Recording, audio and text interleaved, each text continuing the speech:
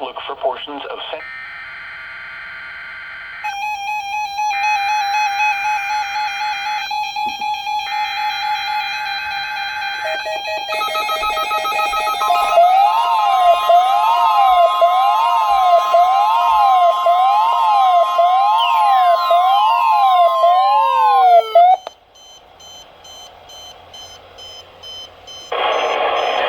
The National Weather Service in Chanhassen, Minnesota has just activated the warning alarm on 13 weather radio stations across central and southern Minnesota and west central Wisconsin. During dangerous weather situations, these specially built radios are automatically activated to warn for the hazard. The test of these radios are normally conducted by the National Weather Service in Chanhassen every Wednesday at 1 p.m.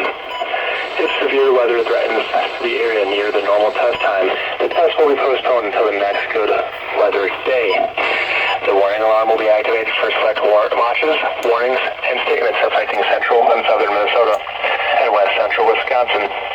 This concludes the test of the warning system. We now return to normal programming.